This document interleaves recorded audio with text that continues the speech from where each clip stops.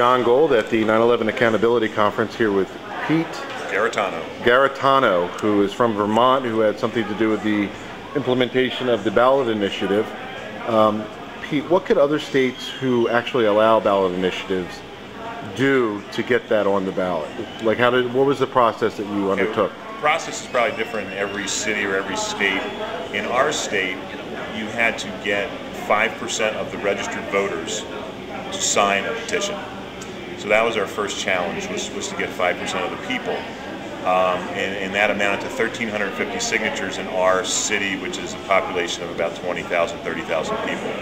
So the way we achieved that was we went to the polls in November, stood outside with a bunch of petitions to sign, and since we only had registered voters coming on that day, it would turned out to be a bounty, and we ended up getting more than half of the signatures just on that one day. So then we were spared the knocking on doors, which is usually the typical thing, and going to the mall and standing out in public places and begging people for signatures, because we already had only registered voters coming that day. We had a bunch of volunteers. There were 7 polling stations, and we collected all of our votes, and way before the deadline we got to 1,350. What do you think about the fact that Patrick Leahy, of all people, wants nothing to do with the new investigation? Well, that's it's not really a surprise to us, but the fact that he was sent anthrax, and one would think that he would be probably more in favor of it than anyone, is a little bit of a shock to some people. But you know, Patrick Leahy was one of the individuals who backed up Sibel Edmonds during her little trials and tribulations, and now he still wants nothing to do with it, which is right. Well, there's word that he's still working behind the scenes trying to find out what's going on with the anthrax investigation, which seems to be halted. There's been some word in the papers lately, so we don't know what's going on. But I mean, we had a news conference the other night, and somebody called in and said, well, he's probably scared. I mean, this is a guy that they already sent anthrax to. Somebody did, of course. We all have our theories. Actually, in the last 3 months, there was an article that came out that said the anthrax that was used was not actually military grade. It took them 5 years, supposedly, to determine whether or not this anthrax that came from Fort Detrick was military grade or not. After they already destroyed the whole AIM strain. Right, exactly. The AIM strain, they ordered the FBI to destroy it.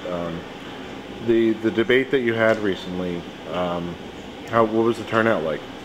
Well, it was actually a television debate. Right. Yeah. So we had a small studio audience of 15 or 20 people, and a moderator from a local TV station, and 4 panelists. Not surprisingly, we couldn't get any antagonists to the point of view of having the ballot item, even though we called people that we knew were opposed to our ballot item. No one would appear on TV and defend themselves. And isn't that funny that Lee Hamilton on C-SPAN said that if you have evidence, bring it forward and we'll take a look at it. And now, I mean, he wants nothing to do with any debate regarding 9/11. They invited him to the debate that's supposed to take place later this year, and not one single commissioner wanted to come forward to debate the issues. But anyway. Well, a lot of these things behind the scenes, I'm sure people said, you're done with this. We don't want you talking about this anymore. Right. I mean, we've heard that on a number of issues, that don't talk about it, don't talk about it. The case is closed. I mean, they wrote a book, and in their book they said that they felt they were lied to by the Pentagon. I believe I read, right, exactly. They wanted to bring criminal charges against NORAD.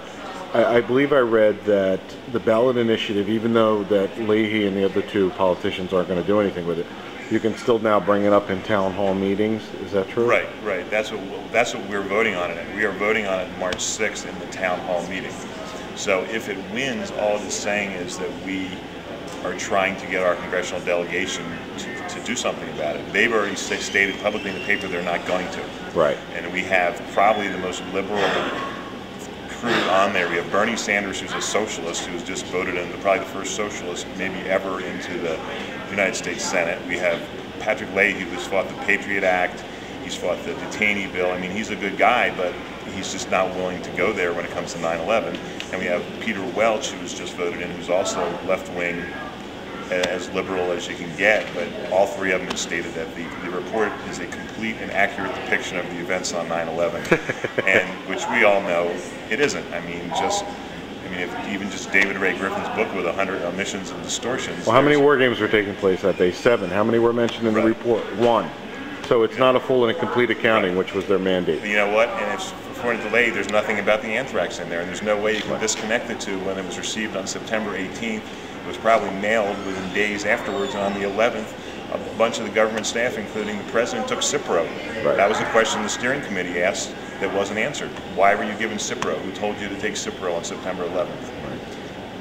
Right. Is there anything you'd like to say? Well, I'm hoping that our ballot initiative passes because hopefully it'll encourage other cities around the country, and especially a city like New York, to get a similar item going where it could actually have some teeth if it passed.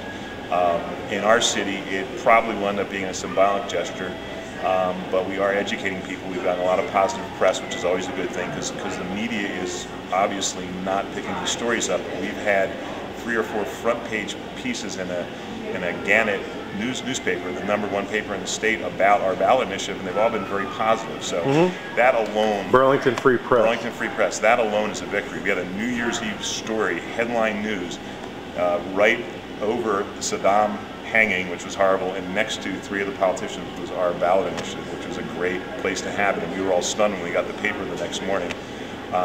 So having somebody friendly in the press is a good thing, but even if we don't win, we've educated people, and once again, in our city, it's another step forward. It's another step forward. I know if we've convinced 10 or 20 or 30 people that there's a problem with the 9/11 report, and that maybe our government did hide something, it's a step forward.